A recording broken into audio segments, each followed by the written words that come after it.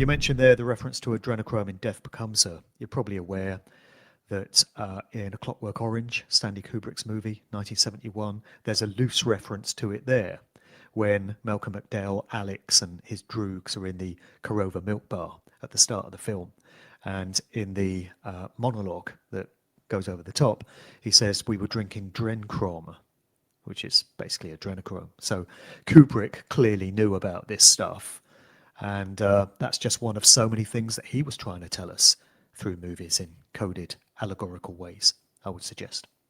You're talking about things that we're setting up for 2020, and that reminds me of the movie Contagion that came out in 2011. And just, 9 short years later after that movie came out, almost everything in that movie came true, down to the details. Right. Airborne virus, supposedly, right? Pandemic, mask, even the freaking toilet paper, bro. Supermarkets empty. And of course, the vaccine at the very end of the movie. It's exactly how our reality played out. And that movie was taken by Matt Hancock, who was the health secretary in Boris Johnson's government in 2020, as his blueprint for how the UK was going to handle the so-called pandemic.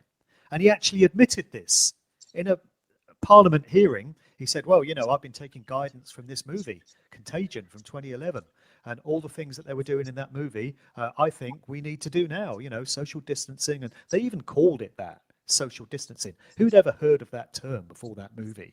And, 6 feet apart and the wearing of masks and shutting down schools. I think we need to do all this. So basically, it was his way of telling everyone it's a frigging movie. You're watching a movie. It's fiction, it's fantasy, it's imagination. None of it is real. And then a few months down the line, when the UK's vaccination programme is announced as the only possible way out of the pandemic situation, just like in the movie, Hancock appears on TV on Piers Morgan's morning chat show, and he's fake crying. And it's so bloody obvious. I dug out the footage again the other day to put together this soundtrack for my book. And it's just disgusting. You've got Hancock and he's laughing and he's pretending to wipe away a tear. But you can see he's stifling a laugh. It's this classic psychopath's duper's delight thing. And he's trying to mimic human emotion because he doesn't have these himself.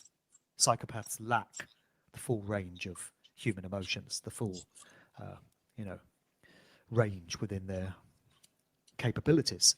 So he's pretending to cry and he's trying to act the way a regular person might when they're overcome by emotion in this way, but he can't stop himself from laughing. And the reason he's laughing is because they've just introduced the first person in Britain to receive the new COVID vaccine, and it's this old boy, and his name is given as William Shakespeare. And Hancock is there laughing, pissing himself, and Piers Morgan's in on it, because if he was a real journalist, he would say, "Excuse me, Mr. Hancock, you appear to be laughing. Why are you laughing, sir?" But of course, he just lets him get away with it. And Hancock's pissing himself laughing because he's just said, this guy is William Shakespeare. It's his coded way of telling you this is fiction. What you're watching is fiction. It's a play. That's why they chose the name William Shakespeare. So it's right there in plain sight. People are watching this stuff on their TVs, in their living rooms, and soaking it all up into their subconscious. And they're just accepting it. Most people, some noticed, of course, but most people just go along with it. And Hancock gets away with it, as they all do. And yeah, it's a pretty damning indictment of the psychology and the level of consciousness of the vast, overwhelming bulk of humanity, not just in Britain, but everywhere. That's insanity that he used a fictional movie to inform him on real life policy. Right. That's literally insanity. Yeah. I really can't believe that. So, no, I believe it 100%. I believe exactly what you're telling me, but it's just so ridiculous that it seems unbelievable that that would be allowed. I mean, you're running an entire country and you watch a movie from 2011 and decide to make your laws and pass your policy based off of a fictional movie that happened uh, 9 years ago that wasn't even real.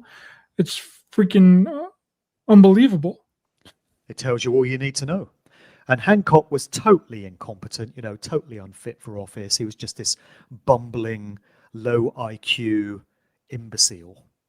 And then supposedly running the country, although really just taking instruction from those that really run things, is the bumbling buffoon Johnson. I mean, how anyone could take this guy seriously. We need to lock down immediately, and the virus is getting out of control, folks. And who ever talks like that? How can you take anyone like that seriously with this ridiculous Etonian dialect and just completely out of touch with the way regular people live their lives, because all he's ever known is wealth and privilege and having everything handed to him on a plate. These people are just ridiculous, totally incompetent, just fools, dunces, morons, and people take instruction from them, and people allow their lives to be dictated to by individuals like this. It's just tragic, man. It's just tragic. Well, you also have like the Terminator in 2029. 2029 was the start of the machine war against the humans that prompted Skynet to send the Terminator back in time to kill Sarah Connor. And we had Elon Musk saying last year that if you're going to get rich, you better do it now, because in around 4 years, it's not going to matter anymore, because AI will essentially be running the show by then. So I mean, I'm and that lines up with the Terminator timeline there. But I believe that there's one movie that is really important for us to re-examine, and that movie is Civil War. That movie came out in 2024.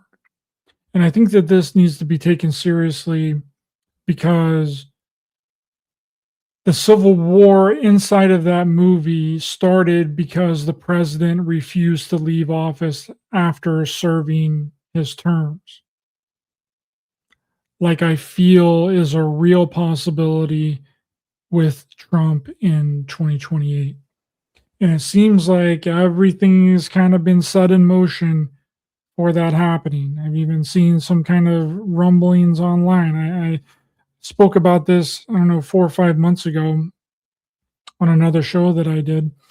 And I was like, this kind of seems like what's going on. He's trying to line up the corruption angle. He's trying to line up that it was the 2020 election was stolen. And if he can prove that the 2020 election really was stolen, then that will give him the okay in his mind that he can run for a third term. So then all he has to do is kind of rewrite the Constitution and get it to a Supreme Court judge to sign off on it, and then boom, he's running for a third term, and that will be the end of the United States.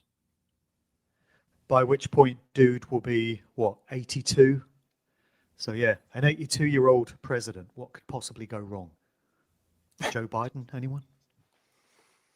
That's another one that I can't believe. I can't believe that we let Joe Biden be president. That is one that we are going to look back on, I believe, and be like, what were we thinking? How did we let this bumbling idiot that can't string 2 to 3 words together in a coherent sentence be president for 4 years? Well, I would argue that wasn't him.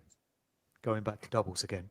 I mean, there are some sort of alleged replacements where it's difficult to prove that this was what actually took place.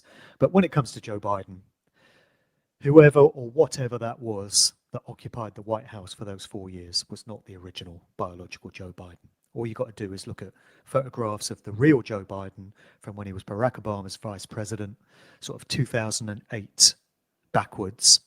And interestingly, most of these pictures have been scrubbed from the internet.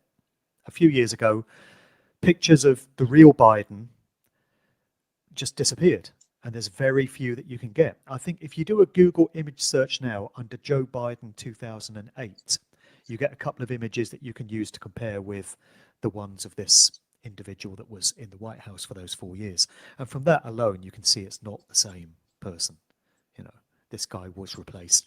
A name which constantly comes up as a suggestion for the guy that was playing the public role of Joe Biden is a British actor from Manchester by the name of Struan Roger.